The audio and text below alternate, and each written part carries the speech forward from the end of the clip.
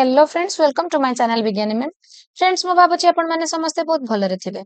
आज आमे गोटे इंपोर्टेंट थियोरी क्लास डिस्कशन करबा जोटा कि हमर चाइल्ड डेवलपमेंट एंड पेडागोजी ऊपर रहूची।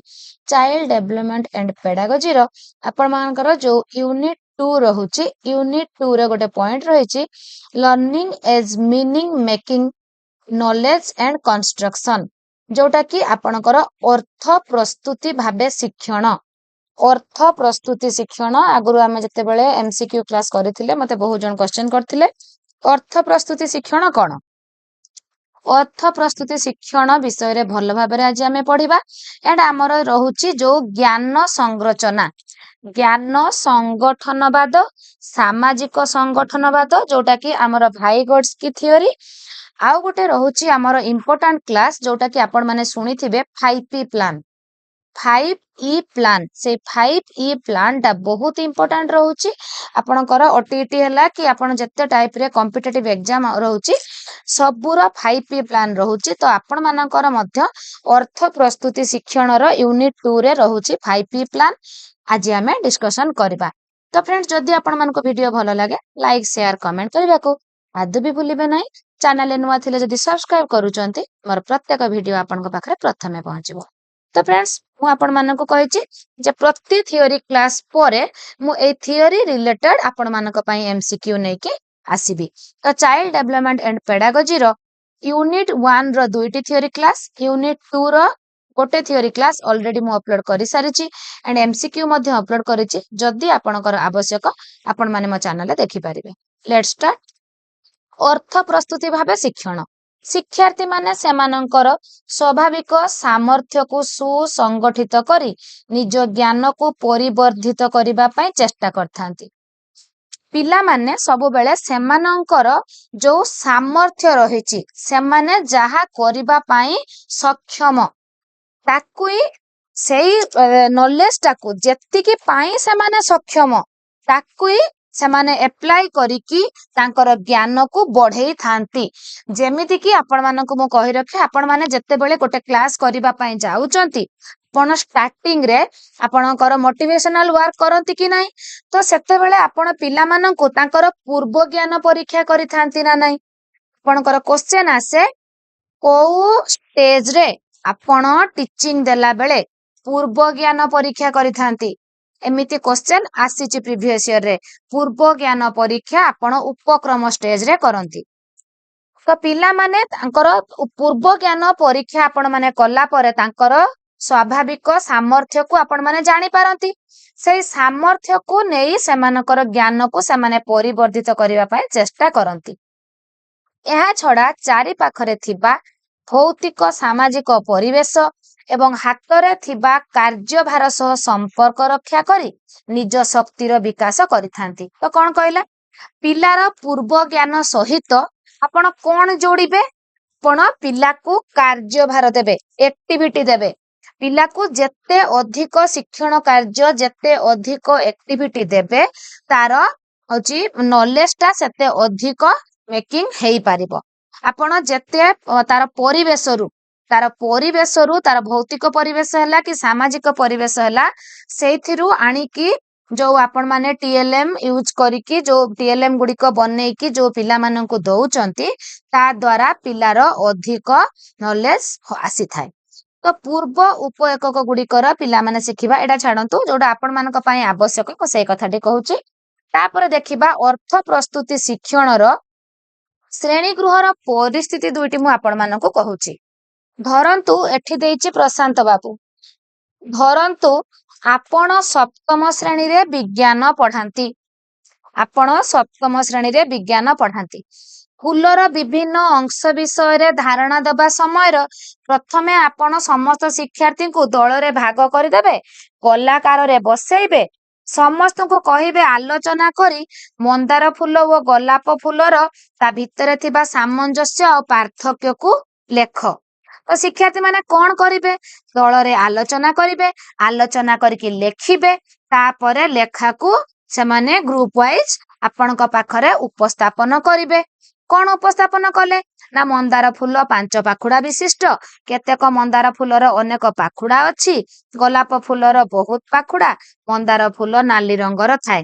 एई जो 4टी कथा से माने कहिले, सेमाने तांको कोउथरु कहिले तांको पूर्व ज्ञानरु कहिले, किंतु एठी तांकर सामाजिक आउ भौतिक परिवेश कथा जो कहिला, सामाजिक आउ भौतिक परिवेश किंबा पिलांकु एठी अधिक कार्यभार दियागला नाही।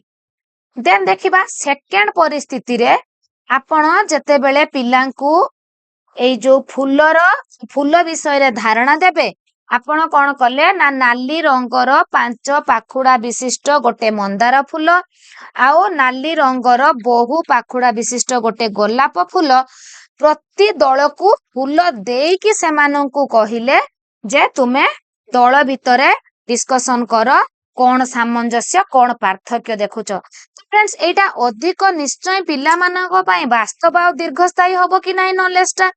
तो एटा होची अर्थ प्रस्तुति शिक्षण। जेतेबेले आपण डायरेक्ट जाईकी पिला को कहि देबे तार कोनोसी सेतेबेले कोन हबो ना पिलाटीर शिक्षण दीर्घस्थायी हबो नाही, तार कोनोसी शिक्षणर मीनिंग रहिबो नाही। किंतु जेतेबेले आपण प्रैक्टिकली पिला को नेकी कंक्रीट जिंस देकी आपण पिला को शिक्षा देबे, सेतेबेले पिलार टीचिंगटा अधिक तार मीनिंगफुल हेई पारिबो। तो एठी शिक्षक कौन कले शिक्षण परिवेश सृष्टि कले, कार्य विषय रे सूचना देले। तो फ्रेंड्स शिक्षक शिक्षण परिवेश सृष्टि कले, पिलांकु सामग्री देले, पिला मानक साहाय्य रे विषय वस्तु को संक्षेपण कले। पिला माने जेतेबेले उपस्थापन कले, उपस्थापन कला परे शिक्षक पिला मानकर साहाय्य नेकी विषय वस्तु को संक्षेपण करथिले। तो शिक्षार्थी कौन कले निज अभिज्ञतारू मंदार फूल आ गोलाप फूल विषय रे तथ्य उपस्थापन कले, मंदार फूल गोलाप फूल को पर्यवेक्षण करके नूतन तथ्य संग्रह कले, पूर्व तथ्य सह नूतन तथ्य को तुलना करी सिद्धांत रे उपनीत हेले।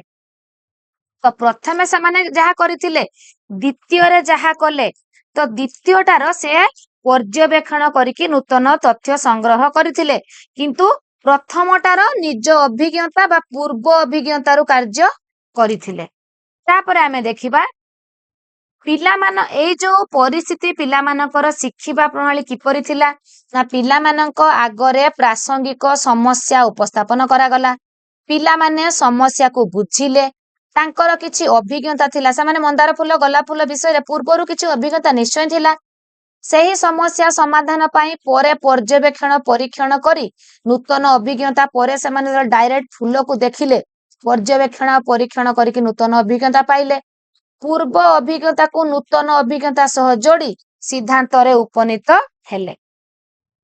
तो एई जो आलोचना हेला आमे जानिले प्रत्येक शिक्षार्थींकर निजर किछि पूर्व अभिज्ञता थाए। काहे कि जानिले ना जेते बेले शिक्षक पिला माननकु दुईटी जाक फूल देई नथिले, खाली कहिथिले तुमे मंदार फूल और गोलाप फूलर पार्थक्य और सामंजस्य विषय रे लेख, पिला माने किछि लेखिथिले कि नाही निश्चय लेखिथिले। कौन लेखिथिले और कोठु लेखिथिले से माने तांकर पूर्व ज्ञानरू पूर्व अभिज्ञतारू लेखिथिले। से माने परिवेश सह क्रिया प्रतिक्रिया जोटा पर्यवेक्षण परीक्षण परस्पर सह से माने आलोचना करथिले दल भितरे, वयस्क लोकंक सह कथावार्ता एमिति करिकि से माने नूतन अभिज्ञता हासिल करिथांती। पूर्व अभिज्ञता सह एटी गोटे इंपोर्टेंट क्वेश्चन, पूर्व अभिज्ञता सह नूतन अभिज्ञता को जोड़ी ज्ञान संरचन करा जाय थाए। आपनकर नॉलेज कंस्ट्रक्शन ताले केमिति हैला, पूर्व अभिज्ञता सह नूतन अभिज्ञता को जोड़ी ज्ञान संरचना करा गला। तो जो आपनकर जो अर्थ प्रस्तुति शिक्षण ताले आपण माने एबे निश्चय बुझी पारिथिबे हमर लर्निंग एज मीनिंग मेकिंग जोटा अर्थ प्रस्तुति शिक्षण कोन ना आमे प्रथमे पिलांकु तांको नॉलेज रे कोन पूर्व अभिज्ञता रे कोन अछि प्रथमे आपण उपक्रम स्टेज रे पूर्व अभिज्ञता परीक्षा करंती, पूर्व ज्ञान प्रश्न किछि पचारंती, देन तापरे आपणकर जते बेले आसी जाय उपस्थापन स्टेज सेठी आपण पिला टीएलएम देकी तांकु नॉलेज दियंती तो जेतेबेले पूर्व अभिज्ञता आउ नूतन अभिज्ञता को जोड़ी दिया जाए सेतेबेले तांकर नॉलेज कंस्ट्रक्शन होई थाए, ज्ञान संरचना होई थाए। तो एटा होची आपणकर अर्थ प्रस्तुति शिक्षण। एहीपरि भाबरे शिक्षार्थी मानक शिक्षण अर्थपूर्ण हैला। को परि भाबरे पिलार पूर्व अभिज्ञता को नूतन अभिज्ञता सह जोड़िबा द्वारा शिक्षणटी अर्थपूर्ण हैला। एथिरु जानिले पिला माने पूर्व अभिज्ञता को नूतन अभिज्ञता सह जोड़ी एक अर्थपूर्ण प्रासंगिक परिस्थिति रे शिखिबा पई भल पांती। आपण जदि पिला को किछि कहिबेनी डायरेक्ट आपण जिबे लेक्चर मेथड रे पढ़ाई देबे सेठी पिलार किछि ज्ञान संगठन होई परिबो कि ना, सेठी पिलाटी पुस्तक कीटरे परिणत हबो। शिक्षक खाली लेक्चर मेथड रे जहा नॉलेज अछि कहि कि तांकर जहा पाठ सारिबार अछि सारी कि पळि आसीबे। किंतु अर्थ प्रस्तुति शिक्षण रे शिक्षक पिला माननकु तांकर पूर्व ज्ञान आधारित किछि शिक्षण कार्य बा एक्टिविटी देबे।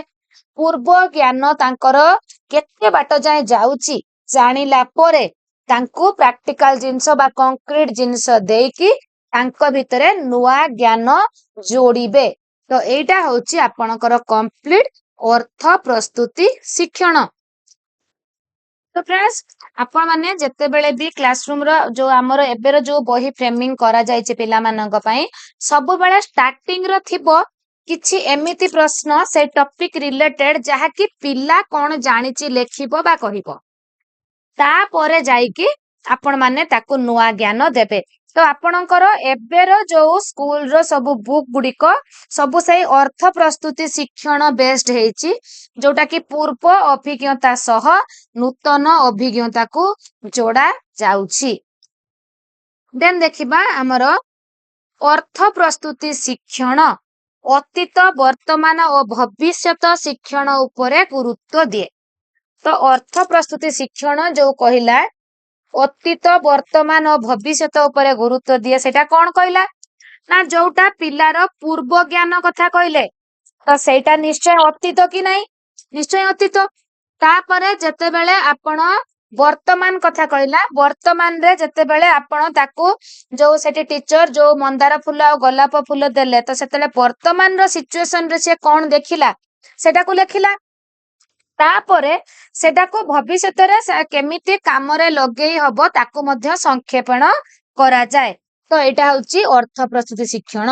एही शिक्षण समय रे छात्र छात्री माने परिवेश सह क्रिया प्रतिक्रिया करी ज्ञान संरचना रे भाग नियंती। पुराना नुआ ज्ञान विषय रे चिंता करी नुआ सब कथा से माने शिखंती। पूर्वर जो घटना गला से माने प्रथमे कहितिले मंदार फूल पांचटा पाखुडा गोलापर अछि बहुत पाखुडा तापरे से माने मंदार फूल गोलाप फूल को निजे देखिकी कले तो पुराना ज्ञान और नुआ ज्ञान को जोड़ी की शिखिले। तो शिक्षण प्रक्रिया संगठित हेउथिबा समय रे पिलाटी शिखि थाए किंबा शिक्षण पुनः संगठित होई थाए किंबा एही प्रसंगरु किछि न शिखिबार मध्य संभावना थाए। शिक्षण प्रक्रियाटा संगठित होतिबा समय रे पिलाटी शिखि थाए किंबा शिक्षण पुनः संगठित होई थाए। तो शिक्षण प्रक्रिया रे जदि आपण पूर्व ज्ञान को नूतन ज्ञान सह जोडुचंती ताले पिलाटी निश्चय किछि शिखिबो। पिलाटी नुआ कथा शिखिबा पई अन्य मानक सह सम्मिलित भाबे प्रयास चालू रखे। माने सम्मिलित कोन ना सेमानंक भितरे ग्रुप रो गुटे भाव विनिमय हुए। धरंतु दलपति बेसी कथा जानिची सीए तार सांग मानक सहित भाव विनिमय करिकी सेमानंकु किछि किछि नुआ ज्ञान देई थाए। अर्थ प्रस्तुति शिक्षण तत्व बा ज्ञान संरचना तत्वर प्रथम दार्शनिक वेरी वेरी इंपोर्टेंट क्वेश्चन दया करी फ्रेंड्स एटा को नोट करि नियंतु। दार्शनिक हेउचंती जियाम्बटिस्ट भिको। जियाम्बटिस्ट भिको से होचंती अर्थ प्रस्तुति शिक्षण तत्व बा ज्ञान संरचना तत्वर प्रथम दार्शनिक जिए कि 1910 मसीह रे कहिथिले जणे किछि जानिबो जेतेबेले से एहाकू व्याख्या करिवो। One can only know something if one can explain it. तो फ्रेंड्स धरंतु ଆପଣଙ୍କୁ ଗୋଟେ ପାରାଗ୍ରାଫ ଦିଆଯିବ, ଆପଣ ଖାଲି ଯିବେ ରିଡିଂ ମାରିଦେବେ ଚାଲି ଆସିବେ। ତ ଆପଣ କଣ ତା ବିଷୟରେ କିଛି ଜାଣିପାରିବେ କି? କିନ୍ତୁ ଯେତେବେଳେ ଗୋଟିଏ ବିଷୟର ଆପଣ ତାକୁ ତର୍ଜମା କରିବେ, ବ୍ୟାଖ୍ୟା କରିବେ, ଯୋଉଟା କି ଏକ୍ସପ୍ଲେନ କରିବେ, ସେତେବେଳେ ଯାଇକି ଆପଣ ତା ବିଷୟରେ କିଛି ଜାଣିବେ। ଯୋଉଟା ଏବେ ଆମର ହଉଛି, ଆଗରୁ ଯେତେବେଳେ ଆମେ ପ୍ଲାନ କରୁଥିଲେ ଆପଣଙ୍କର ଉପକ୍ରମ, ଉପସ୍ଥାପନ ଏଣ୍ଡ ପ୍ରୟୋଗ ବା ମୂଲ୍ୟାୟନ ତିନୋଟି ଷ୍ଟେଜ ଦେଇକି ଆପଣ ଟିଚିଂ କରୁଥିଲେ ବା ପିଲାଙ୍କୁ ପାଠ ପଢଉଥିଲେ। କିନ୍ତୁ ଏବେ ଆମର କଣ କରାହେଇଛି, ଏବେ ଯୋଉ ଆମର 5E ପ୍ଲାନ୍ ଆସିଛି, ସେଇ ଅନୁସାରେ ପିଲାଙ୍କୁ ପାଠ ପଢେଇବା ପାଇଁ କୁହାଯାଉଛି, ଯୋଉଥିରେ କି ଆମର ବ୍ୟାଖ୍ୟା କରିବା ଗୋଟେ ପଏଣ୍ଟ ଆସୁଛି, ଯୋଉଟା ହଉଛି ଏକ୍ସପ୍ଲେନ। ତ ଏବେ ଫ୍ରେଣ୍ଡସ୍ ଚାଲନ୍ତୁ ଦେଖିବା। ଶିକ୍ଷା କରିବା କହିବା ଠିକ ନୁହେଁ। ଯଦି ଜଣେ ଶିକ୍ଷାର୍ଥୀ ଅର୍ଜିତ ଜ୍ଞାନକୁ ବାସ୍ତବ ଜୀବନରେ ପ୍ରୟୋଗ କରି ନ ପାରିଲା, ସେହି ଜ୍ଞାନ କୌଶଳ ତଥା ମନୋବୃତ୍ତି ଶିକ୍ଷା ଫଳରେ ତାର ଆଚରଣ ଓ କାର୍ଯ୍ୟ ଧାରାରେ କୌଣସି ପରିବର୍ତ୍ତନ ନ ଆସିଲେ ସେହି ଶିକ୍ଷଣକୁ ପ୍ରକୃତ ଶିକ୍ଷଣ କୁହାଯାଇ ପାରିବ ନାହିଁ।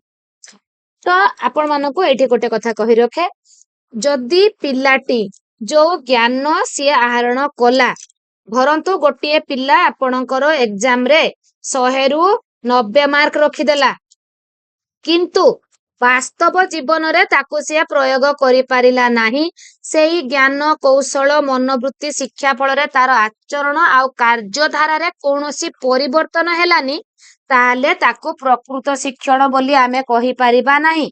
ଯଦି ଆପଣ ଉପକ୍ରମ ଷ୍ଟେଜରେ ପୂର୍ବ ଜ୍ଞାନ ପରୀକ୍ଷା କଲେ, ଉପସ୍ଥାପନ ଷ୍ଟେଜରେ ତାକୁ ନ୍ୟୁ ନଲେଜ ଦେଲେ, ବଟ୍ ମୂଲ୍ୟାୟନ ବା ପ୍ରୟୋଗ ଷ୍ଟେଜରେ ଯଦି ପିଲା ସେଠି କିଛି କରିପାରିଲା ନାହିଁ, ତାହେଲେ ତାର ଶିକ୍ଷଣ ହେଇଛି ବୋଲି ଆପଣ କହିପାରିବେ କି? ତ ଶିକ୍ଷାର୍ଥୀ ଅର୍ଜିତ ଜ୍ଞାନକୁ ଯଦି ବାସ୍ତବ ଜୀବନରେ, ଏଟା ତ ମୁଁ ଆପଣ ମାନଙ୍କୁ କହିଲି ଶ୍ରେଣୀ ପ୍ରକୋଷ୍ଠରେ, ଶ୍ରେଣୀ ପ୍ରକୋଷ୍ଠ କଥା, ପ୍ରୟୋଗ କଥା କହିଲି। ଧରନ୍ତୁ ଶ୍ରେଣୀ ପ୍ରକୋଷ୍ଠରେ ବି ପିଲାଟି ପ୍ରୟୋଗ କରିଦେଲା, କିନ୍ତୁ ତାକୁ ଯଦି ତାର ଦୈନନ୍ଦିନ ଜୀବନରେ ବ୍ୟବହାର ନ କରିପାରିଲା, ଆପଣ ଗୋଟେ ଉଦାହରଣ ଦଉଛି।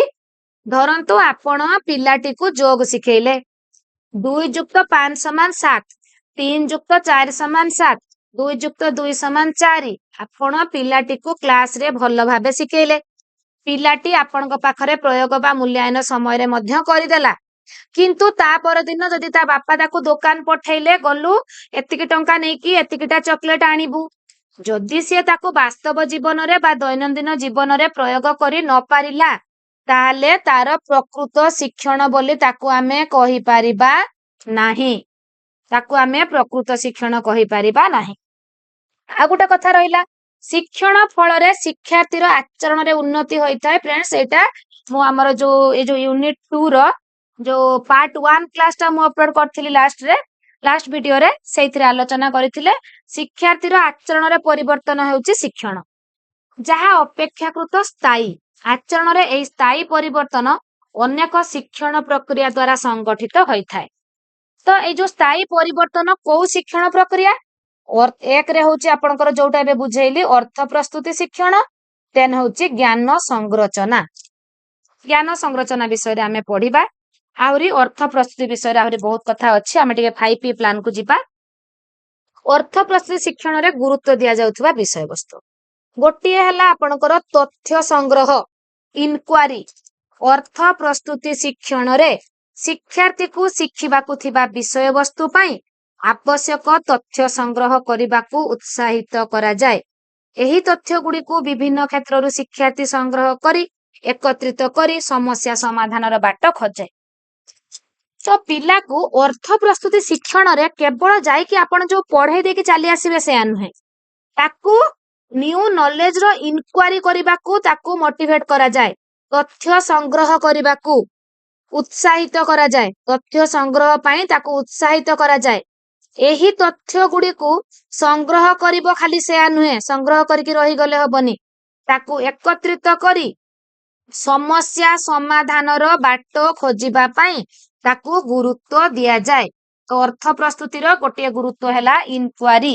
ଆପଣଙ୍କର କ୍ୱେଶ୍ଚେନ ଆସିଯିବ, ଅର୍ଥ ପ୍ରସ୍ତୁତି ଶିକ୍ଷଣର ଯୋଉ ଗୁରୁତ୍ୱର ପଏଣ୍ଟ ଗୁଡିକ ଅଛି, ଗୋଟିଏ ପଏଣ୍ଟ ଦେଇଥିବ ଆଉ 3ଟା ପଏଣ୍ଟ ଅଲଗା ଦେଇଥିବ, ପ୍ରସ୍ତୁତି ଶିକ୍ଷଣରେ ଆପଣଙ୍କର ରହିଲା ତଥ୍ୟ ସଂଗ୍ରହ। ଦେନ୍ ଦେଖିବା ବହୁବିଧ ବୁଦ୍ଧିର ବ୍ୟବହାର, ମଲ୍ଟିପୁଲ ଇଣ୍ଟେଲିଜେନ୍ସି। ଶିକ୍ଷଣ ବିଷୟବସ୍ତୁକୁ ବହୁବିଧ ଭାବରେ ବ୍ୟାଖ୍ୟା କରିବା ପାଇଁ ଛାତ୍ରଛାତ୍ରୀମାନଙ୍କୁ ଉତ୍ସାହିତ କରାଯାଏ। ଏହା ସହ ଶିକ୍ଷଣ ସମ୍ପର୍କିତ ଛାତ୍ରଛାତ୍ରୀମାନଙ୍କ ମତ ଓ ଧାରଣାକୁ ବିଭିନ୍ନ ଦୃଷ୍ଟିକୋଣରୁ ବିଶ୍ଳେଷଣ କରିବାକୁ ସୁଯୋଗ ଦିଆଯାଏ। ତ ବିଶ୍ଳେଷଣ କଥା ଆସିଲା, ବହୁବିଧ ବୁଦ୍ଧିର ବ୍ୟବହାର। ତ ପିଲାମାନଙ୍କୁ ଯୋଉ ବି ପାଠ ଦିଆଯାଉଛି ତାକୁ ପିଲାମାନେ କିପରି ବ୍ୟାଖ୍ୟା କରିବେ, ସେଥିପାଇଁ ସେମାନଙ୍କୁ ପରିସ୍ଥିତି ସୃଷ୍ଟି କରାଯାଏ। ସମ୍ମିଳିତ ଶିକ୍ଷଣ କଣ? ଛାତ୍ରଛାତ୍ରୀ ମାନେ ଦଳରେ କାମ କରି ସେମାନଙ୍କର ଅଭିଜ୍ଞତା ବିନିମୟ କରି ପରସ୍ପର ଠାରୁ ଶିଖିବା ପାଇଁ ସୁଯୋଗ ପାଆନ୍ତି। ତ ଯେତେବେଳେ ଆପଣଙ୍କର କ୍ଲାସରେ ହାଲ ଲାଲ ମାଲ 3ଟା ସ୍ତର ରହିଛି, ତ ଯୋଉ ହାଲ ପିଲାମାନେ ଅଛନ୍ତି ହାଇ ଆଚିଭର ଲର୍ଣ୍ଣର, ସେମାନଙ୍କର ଯୋଉ ଅଭିଜ୍ଞତାକୁ ଆପଣ ଲାଲ ମାଲ ପିଲାଙ୍କ ସହିତ ବାଣ୍ଟିକି ସେମାନଙ୍କ ଭିତରେ ଗୋଟେ କମ୍ପ୍ଲିଟ ସମ୍ମିଳିତ ଶିକ୍ଷଣ ଆଣିବା ପାଇଁ ଚେଷ୍ଟା କରିବେ, ଯାହା ଦ୍ୱାରା ସବୁ ପିଲାମାନେ ଶିଖିପାରିବେ। ଶିକ୍ଷଣ ଫଳାଫଳ ବିଷୟରେ ଶିକ୍ଷକ ସାଙ୍ଗସାଥୀ ମାନଙ୍କ ସହ ଆଲୋଚନା କରନ୍ତି। ପ୍ରତ୍ୟେକ ନିଜ ନିଜ ଢଙ୍ଗରେ ଶିଖିବାକୁ ସୁଯୋଗ ପାଆନ୍ତି। ତ ଏଠି ପିଲାମାନଙ୍କ ସହିତ ଶିକ୍ଷଣ ଫଳାଫଳ ବିଷୟରେ ଶିକ୍ଷକ ଓ ସାଙ୍ଗସାଥୀଙ୍କ ସହ ଆଲୋଚନା କରିକି ଏଠି ଅର୍ଥ ପ୍ରସ୍ତୁତି ଶିକ୍ଷଣରେ ଶିଖାଯାଏ। ଏଠି କୌଣସି ପିଲାକୁ ଛଡାଯିବ ନାହିଁ, ସମସ୍ତଙ୍କୁ ଆଲୋଚନାରେ ଭାଗ ନେବା ପାଇଁ ଉତ୍ସାହିତ କରାଯିବ। ତ ଏଇଠି ଫ୍ରେଣ୍ଡସ୍ ମନେ ରଖନ୍ତୁ, ଆପଣଙ୍କର ଅର୍ଥ ପ୍ରସ୍ତୁତି ଶିକ୍ଷଣର ତଥ୍ୟ ସଂଗ୍ରହ ଗୋଟେ ରହିଲା, ବହୁବିଧ ବୁଦ୍ଧିର ବ୍ୟବହାର, ସମ୍ମିଳିତ ଶିକ୍ଷଣ, 3ଟା ପଏଣ୍ଟ ଦୟାକରି ମନେ ରଖିବେ। ଦେନ୍ ରହିଲା ଆପଣଙ୍କର ଭେରି ଇମ୍ପୋର୍ଟାଣ୍ଟ 5P ପ୍ଲାନ୍। ଅର୍ଥ ପ୍ରସ୍ତୁତି ଶିକ୍ଷଣର ବିଭିନ୍ନ ସୋପାନ। ନିଯୁକ୍ତି, ଯୋଉଟା ଆପଣଙ୍କର ଏନଗେଜମେଣ୍ଟ। ପ୍ରତ୍ୟେକ ଛାତ୍ରଛାତ୍ରୀ ନିଜ ଢଙ୍ଗରେ ଶିଖିବା ପାଇଁ ବିଭିନ୍ନ ପ୍ରକାର କାର୍ଯ୍ୟର ବ୍ୟବସ୍ଥା କରାଯାଏ। 5P ପ୍ଲାନର କ୍ୱେଶ୍ଚନ ଆସୁଛି, ଫାର୍ଷ୍ଟ ଷ୍ଟେଜଟି କଣ? ତାର ଯୋଉ ଆପଣଙ୍କର ଷ୍ଟେଜ ରହିଲା, ଫାର୍ଷ୍ଟ ଷ୍ଟେଜ କଣ, ଲାଷ୍ଟ ଷ୍ଟେଜ କଣ, ଥାର୍ଡ ଷ୍ଟେଜ କଣ, ଏମିତି କ୍ୱେଶ୍ଚନ ଆସୁଛି। ନହେଲେ ଏମିତି ବି ଦଉଛି 5P ର ଆପଣଙ୍କର ଏନଗେଜମେଣ୍ଟ, ଆପଣଙ୍କର ଏଲାବୋରେସନ, କି ଆପଣଙ୍କର ଏନଗେଜମେଣ୍ଟ, କି ଆପଣଙ୍କର ଇଭାଲୁଏସନ, ଏମିତି ସବୁ ଥିବ, ଗୋଟେ ଅଲଗା ରହିଥିବ। ତ ସେଇଟା ଆପଣଙ୍କୁ ବାଛିବାକୁ ବି କୁହାଯାଉଛି। ତ ପିଲାମାନେ କେମିତି ଏନଗେଜ ହେବେ? ଆପଣ ତାଙ୍କୁ ଅଧିକରୁ ଅଧିକ ଶିକ୍ଷଣ କାର୍ଯ୍ୟ ଦେଇକି ଏନଗେଜ କରିବେ। ଛାତ୍ରଛାତ୍ରୀ ମାନେ ବିଭିନ୍ନ କାର୍ଯ୍ୟରେ ସମ୍ପୃକ୍ତ ହେଲେ ଯାଇକି ଏନଗେଜ ରହିବେ କି ନାହିଁ। ତ ଏହାର ବୈଶିଷ୍ଟ୍ୟ ଗୁଡିକ ପର୍ଯ୍ୟବେକ୍ଷଣ, ବିଶ୍ଳେଷଣ, ବ୍ୟାଖ୍ୟା କରିବା ପାଇଁ ସେମାନଙ୍କୁ ଦେଲେ ସେମାନେ ଏନଗେଜ ରହିବେ। ପୂର୍ବ ଅନୁଭୂତିକୁ ନୂଆ ସମସ୍ୟା ସହ ଯୋଡନ୍ତି। ଶିକ୍ଷାର୍ଥୀ ମାନେ ପରସ୍ପରକୁ ବିଭିନ୍ନ ପ୍ରକାର ପ୍ରଶ୍ନ ପଚାରି ସମସ୍ୟାର ସଂଜ୍ଞା ନିରୂପଣ କରନ୍ତି। ପିଲାଙ୍କୁ ଏନଗେଜ ରଖିବା ପାଇଁ ଆପଣ ଅଧିକରୁ ଅଧିକ TLM ନେବେ, ଆକ୍ଟିଭିଟି ନେବେ, ଏଣ୍ଡ ସେମାନଙ୍କୁ ପର୍ଯ୍ୟବେକ୍ଷଣ, ବିଶ୍ଳେଷଣ, ବ୍ୟାଖ୍ୟାର ସୁଯୋଗ ଦେବେ। ଦେନ୍ ଦେଖିବା ତନ୍ନ ପରୀକ୍ଷା କରିବା, ଏକ୍ସପ୍ଲୋରେସନ। ସେକେଣ୍ଡ ଷ୍ଟେଜଟା କଣ? ଏକ୍ସପ୍ଲୋରେସନ। ଏହି ସୋପାନରେ ଛାତ୍ରଛାତ୍ରୀ ମାନେ ସମସ୍ୟା ସହ ସିଧାସଳଖ ସମ୍ପୃକ୍ତ ହୁଅନ୍ତି, ସମସ୍ୟା ସମାଧାନ ପାଇଁ ଉପଯୁକ୍ତ ସମ୍ବଳ ଚୟନ କରନ୍ତି ଓ ଦଳରେ ଆଲୋଚନା କରି ନିଜ ନିଜ ଭିତରେ ଥିବା ସମସ୍ୟା ସମ୍ପର୍କିତ ଧାରଣାକୁ ପରସ୍ପର ମଧ୍ୟରେ ବିନିମୟ କରନ୍ତି, ସମସ୍ୟା ସମାଧାନର ବାଟ ବାହାର କରନ୍ତି। ତ ଫ୍ରେଣ୍ଡ, ଯେତେବେଳେ ଆପଣ ଦଳ ଗଠନ କରିକି ସେମାନଙ୍କୁ ଆକ୍ଟିଭିଟି ସବୁ କରୁଥିବେ, TLM ଦେଇଥିବେ, ତ ଯେତେବେଳେ ଆପଣ ଯଦି ଆପଣ ଦଳ ଭିତରେ ନ ଦଉଛନ୍ତି, ତ ଗୋଟିଏ ଅନଗ୍ରସର ପିଲାଟି ତନ୍ନ କରି ପରୀକ୍ଷା କରିବା ପାଇଁ ସୁଯୋଗ ପାଇବ ନାହିଁ। କିନ୍ତୁ ଯେତେବେଳେ ଦଳ ଭିତରେ ଦେବେ, ଯେତେବେଳେ ଆପଣଙ୍କର ଦଳପତି କିମ୍ବା ଗୋଟେ ହାଲ ପିଲାଟେ ତନ୍ନ କରି ପରୀକ୍ଷା କରୁଥିବ, ସେଇଠି ଗୋଟେ ଅନଗ୍ରସର ପିଲାଟେ ତାକୁ ଦେଖିକି ତା ସହିତ ଆଲୋଚନାରେ ଭାଗ ନେଇକି ତା ସାଙ୍ଗରେ ଭାବ ବିନିମୟ କରିକି ସିଏ ସେଇ ସମସ୍ୟାର ସମାଧାନର ବାଟ ମଧ୍ୟ ଶିଖି ଯାଇଥାଏ। ଏହା କରିବା ଦ୍ୱାରା ଆମର ନଲେଜ କନଷ୍ଟ୍ରକ୍ସନ, ଯୋଉଟା ଜ୍ଞାନ ସଂରଚନା ହୋଇଥାଏ। ତ 5P ର ପ୍ରଥମେ ହେଲା ଏନଗେଜମେଣ୍ଟ, ଦେନ୍ ହେଲା ଆପଣଙ୍କର ଏକ୍ସପ୍ଲୋରେସନ, ଥାର୍ଡ ଷ୍ଟେଜ ହେଲା ଏକ୍ସପ୍ଲାନେସନ। ଏହି ପର୍ଯ୍ୟାୟରେ ଶିକ୍ଷାର୍ଥୀ ମାନେ ଶିକ୍ଷକ, ସାଙ୍ଗସାଥୀ ଓ ନିଜ ମନରେ ଉଠୁଥିବା ପ୍ରଶ୍ନ ଗୁଡିକ ସହ ସମ୍ପୃକ୍ତ ହେବେ। ତାପରେ ସେମାନଙ୍କର ଅମୂର୍ତ୍ତ ଧାରଣା, ଯୋଉଟା ଆବଷ୍ଟ୍ରାକ୍ଟ ଥିଙ୍କିଂ, एकाठी करबा शिखिबे एहार फलाफल को श्रेणी रे अन्य पिलांक सह आलोचना करिवे। तो एक्सप्लेनेशन स्टेज रे कोन हबो ना शिक्षक सांग साथी मानक सहित पिलाटी ता मन रे आसुथबा सबु एब्स्ट्रैक्ट थिंकिंग कंक्रीट तो वास्तव जिंस बा मूर्त जिंस से जानिछि किंतु जोटा एब्स्ट्रैक्ट जोटा अमूर्त जिनिस ता मन रे जो ता भितरे जो संदेह रहुछि एक्सप्लेनेशन स्टेज रे सेता सांग साथी शिक्षक सहित व्याख्या करिकि से एक्सप्लेनेशन करिकि वर्णना करिकि से तार समस्या को समाधान करि पारे। देन जिबा फोर्थ होची आपनकर व्याख्या जोटा एलाबोरेशन सेटा होची थर्ड ता हैला वर्णना एटा होची आपनकर वर्णना करिकि शिखिबो तापरे आपनकर अमूर्त धारणा को वर्णना करिकि शिखिला तापरे एठी आसिला आपनकर व्याख्या एही पर्याय रे शिक्षार्थी धारणा को विभिन्न दृष्टिकोण रो विश्लेषण और व्याख्या करी संपूर्ण अवगत होई थाए। फ्रेंड्स एठी कहि रखे थर्ड स्टेज रे जते बेले शिक्षक सांग साथी माने वर्णना करंती सेते बेले पिला ता मन रे उठुतिबा प्रश्न गुडी को सह संपृक्त हुए जते बेले जने ता सांग साथी माने वर्णना करूथांती तांको सहित से बहुत एक्वेंटेड हेइताय तो सेमानक सहित वर्णना रे भाग नै कि ता मनर थिबा प्रश्न को से संदेह को दूर करि थाए। व्याख्या स्टेज रे विश्लेषण और व्याख्या रे से निजे सब विषय रे अवगत हुए और एहा को आगो को बढ़ाइबा पई कार्य आरंभ करे। एही समय रे कोन हुए नुआ करी शिखिबा अन्य संपर्कित धारणा को वास्तव जीवन सह से जोड़ी थाए जेहेतु एठी व्याख्या करा जाउची तो तार वास्तव जीवन सह ता धारणा को से जोड़े।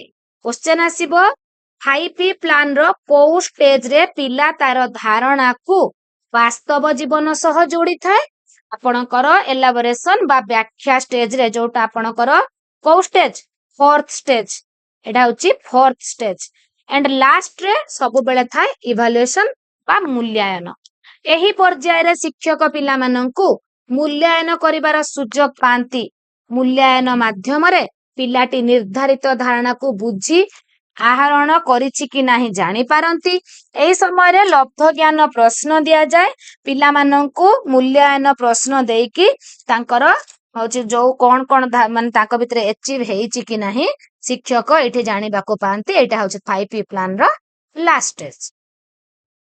अर्थ प्रस्तुति शिक्षण रे शिक्षकक भूमिका कोन रहिला फ्रेंड्स जेहेतु फ्रेंड्स एटा बहुत इंपोर्टेंट अछि तो सेति पई मो गोटिए वीडियो बनेछि केवल अर्थ प्रस्तुति शिक्षण आ ज्ञान संगठन पई।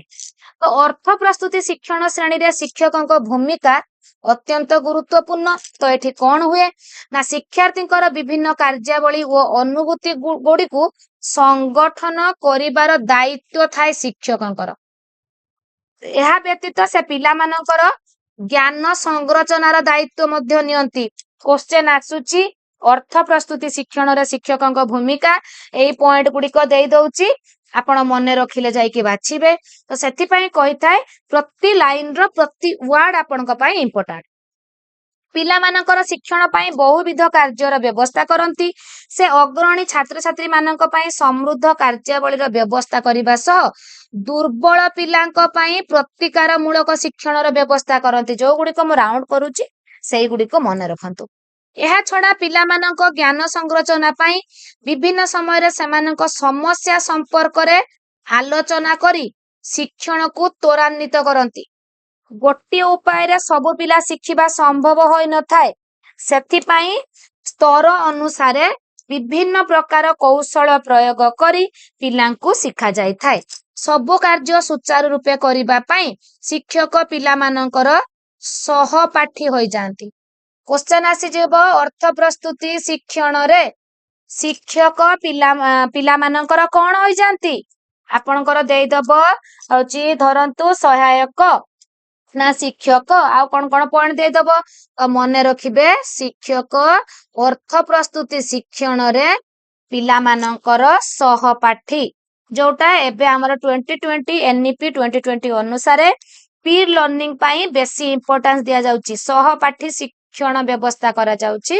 तो फ्रेंड्स एटी एनईपी रु मने पडिला जति आपनकर एनईपी रिलेटेड कोनोसी वीडियो आवश्यक आपणकर एनईपी 1968 हैला कि 86 हैला कि आपणकर 2020 हैला ता रिलेटेड गोटे वीडियो मु ऑलरेडी सेपरेट अपलोड करिछि जदि आपणकर आवश्यक आपण माने कहिले मु आपनको लिंक देई परिबि देन आपणकर जो आवश्यक रहउछि आरटीई 2009 ता ऊपर मध्य वीडियो अछि आपण माने चाहिले देखि परिबे यागर 1991 यागर को मतरे गोटे क्वेश्चन आमे काली देखिथिलु पिला मानक पई मिलुथिबा संबळ मध्यरु शिक्षक होउछंती गोटे संबळ क्वेश्चन प्रीवियस ईयर रे आसीची काली भी आमे डिस्कशन करिथिले पिला मानक पई मिलुथिबा संबळ मध्यरु शिक्षक जणे संबळ किए कहिथिले यागर कहिथिले को मसिया रे 1991 रे आह्वानमूलक अनुभूति हासिल पई पिलांकु नियुक्ति दियंती तो एटा को भल भाबे दीटा कथा को मने रखिबे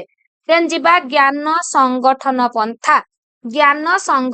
पंथा रे आमे देखिबा आपणकर जो होची मौलिक ज्ञान संगठन एंड सामाजिक ज्ञान संगठन विषय रे दुईटी मतवाद रहुची एबे आलोचना करिबा विद्यालय को आसुथिबा समस्त छात्र छात्री को गुणात्मक शिक्षा प्रदान करबा को हेले पारंपरिक शिक्षादान रु हमको प्रथमे मुक्त हेबाकू पड़िबो शिक्षार्थी को जणे लेखाए सक्रिय शिक्षार्थी हमको भाबिबाकू पड़िबो से माने होचंती सक्रिय काहेकि ना से माने पूर्व ज्ञान नेकी विद्यालय को आसीचंती से माने आदौ भी निष्क्रिय नुहंती से मानक भितरे ज्ञान संगठन करिवार क्षमता रहुची देन देखिबा शिक्षार्थी विद्यालय को आसीबा समय अनेक अभिज्ञता धरी आसतांती कहली कि नहीं एबे जे गुड़िक तार शिक्षण को प्रभावित करे से तार पूर्व ज्ञान और अभिज्ञता को नूतन ज्ञान सह जोड़ी निजर ज्ञान संगठन करिथाए विभिन्न कार्य आरोह अवरोह विश्लेषण संश्लेषण समस्या समाधान